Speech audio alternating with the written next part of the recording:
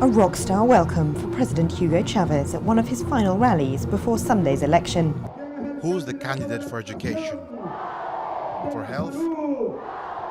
For housing? After 14 years in power, the radical socialist leader remains hugely popular.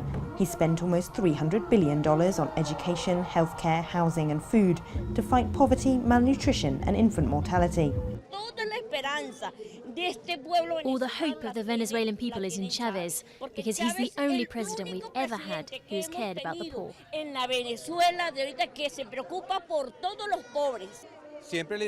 I support the president through social and community work, the Comandante's work, because he gave power to the people, because it's not just Chavez who leads, it's Chavez along with the people. Some feared he might not be able to stand for a fourth term. A year-long battle with cancer sparked speculation his health was too fragile. True to character, Chavez used his victory over disease to boost his image as a fighter. Cancer could not beat Chavez either. The former military officer first came to power in 1998.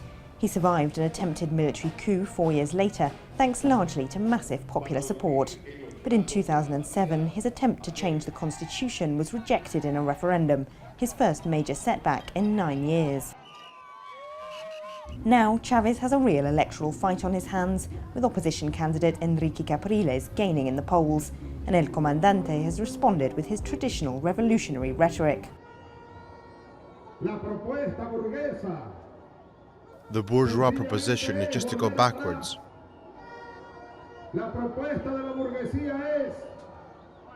The bourgeois just want to send Venezuela 20 years back in time, to neoliberalism. For some analysts, it's this sort of discourse that's polarized the country, dividing Venezuela into those for and against the president. In Chavez's hands, even social programs have become sectarian. They exclude those who aren't Chavistas. They've become a tool for political manipulation. Chavez's government has also seen rampant inflation and a soaring crime rate. He says, though, that he needs another 6 years in power to complete his revolution.